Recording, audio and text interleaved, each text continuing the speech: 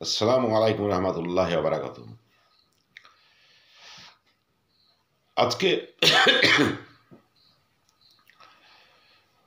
আওয়ামী লীগ তো ডক্টর মোহাম্মদ ইউনূসের বিরোধিতা করবেই, এটা স্বাভাবিক, কিংবা জাতীয় পার্টি, কারণ তাদের উপর যে নির্যাতন ডক্টর মোহাম্মদ ইউনূসের অনৈতিকভাবে, অমানবিকভাবে, মিথ্যা ভুয়া বানোয়াট অভিযোগের ভিত্তিতে এবং বিভিন্ন ভিত্তিতে যে নির্যাতন পরিচালিত হচ্ছে ডক্টর ইউনূসের অন্তর্বর্তীকালীন সরকার কর্তৃক, সেহেতু ডক্টর ইউনূসের বিরোধিতা আওয়ামী লীগ জাতীয় পার্টি করবে, এটা স্বাভাবিক। কিন্তু আওয়ামী লীগ জাতীয় পার্টির বাইরেও প্রচুর মানুষ তাদের বিরোধিতা করছে, কারণ দেশের অবস্থা দিন দিন খারাপ হয়ে যাচ্ছে। দেশের এখনো তো অনেক মানুষ আছে যারা সুশাসন চায়, অর্থনৈতিক উন্নয়ন চায়, মাস্তানি, চাঁদাবাজি, মব বাহিনী দ্বারা দেশ সমাজ পরিচালিত হোক, এটা তো কেউ চায় না। কাজেই দেখতে গেলে এখন মূলত যে 90% মানুষ ইউনূসের বিরোধিতা করছে। কিন্তু দুঃখজনক হলো সত্য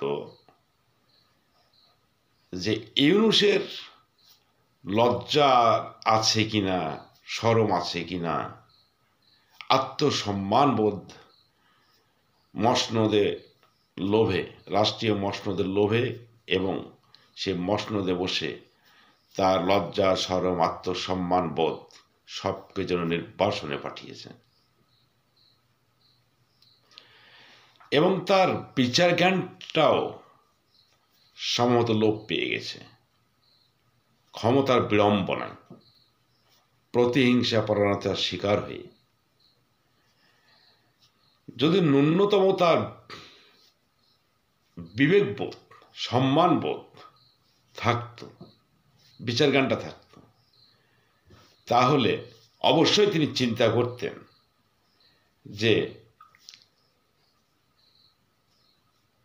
শেখ হাসিনা যদি এই 700-800 খুনের দায়ে অপরাধী হয়, তাহলে তিনি যার কথায় চলছেন তারা 30 লক্ষ লোকের খুনের দায়ে অপরাধী। শেখ হাসিনা খুন করছে কি না করছে এটা নিয়ে তো বিতর্কই আছে, কারণ শেখ হাসিনা নিজে হাতে কোথাও তো খুন করেননি এবং গুলিও করেননি। তার রাষ্ট্রীয় বাহিনী, তার পুলিশ বাহিনী রাষ্ট্রের সম্পদ রক্ষা করতে গিয়ে হয়তো এই হত্যাকাণ্ড ঘটে গেছে। কিন্তু তারপরও ডক্টর মোহাম্মদ ইউনূস ক্ষমতা গ্রহণ পরে হত্যাকাণ্ড ঠিক সে জায়গায় পৌঁছে গেছে, সে সংখ্যায় পৌঁছে গেছে। তারা কি করতে গিয়ে এই হত্যাকাণ্ড ঘটাইল? ইউনূসের মব বাহিনী। আরেকটা কথা, যারা 30 লক্ষ লোককে হত্যা করার জন্য সহযোগিতা করেছে, তারা এখনো সংখ্যায় 5%। তারা এত বড় অপরাধী হয়েও তারা দেশে রাজনীতি করবে, এবং তারা এ দেশের বিরোধিতা করে। 5% লোকের সমর্থন যাদের আছে মাত্র, যারা এ দেশের বিরোধিতা করেছে, যারা 30 লোক মানুষের হত্যাকাণ্ডের সঙ্গে যারা সক্রিয়ভাবে জড়িত, এটা ঐতিহাসিকভাবে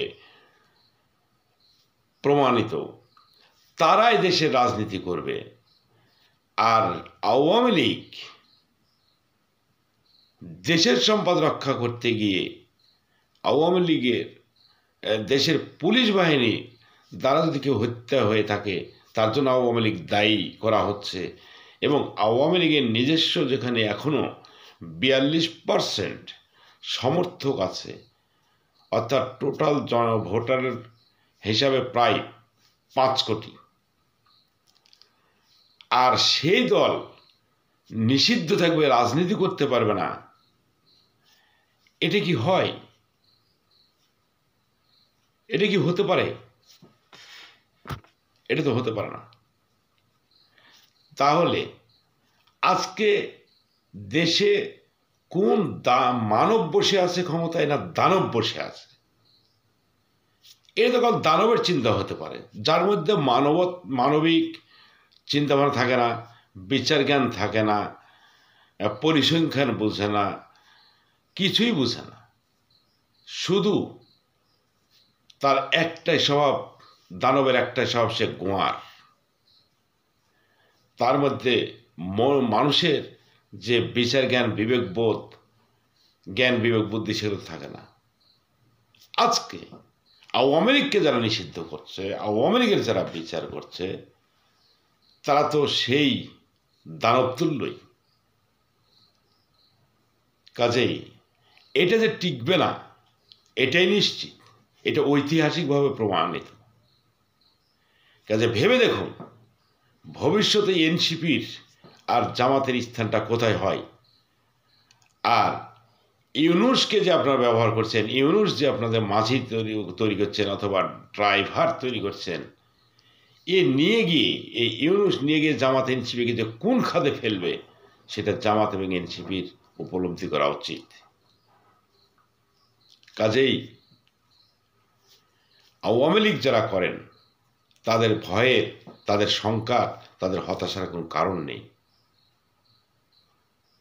এটা তো আওয়ামী লীগের ইতিহাস, যে যত চক্রান্ত আওয়ামী লীগের বিরুদ্ধে হয়েছে, আর চক্রান্তকে মোকাবেলা করেই রাজনীতি করতে হয়েছে আওয়ামী লীগকে। কাজেই যারা আওয়ামী লীগ সমর্থক ভাইরা আছেন, তারা হতাশ হবেন না।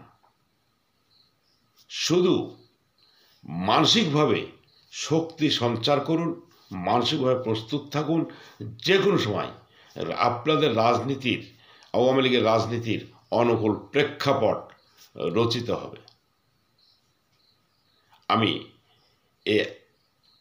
এই আহ্বান জানিয়ে আমি আমার এই পরামর্শমূলক আলোচনা শেষ করছি। আল্লাহ হাফেজ।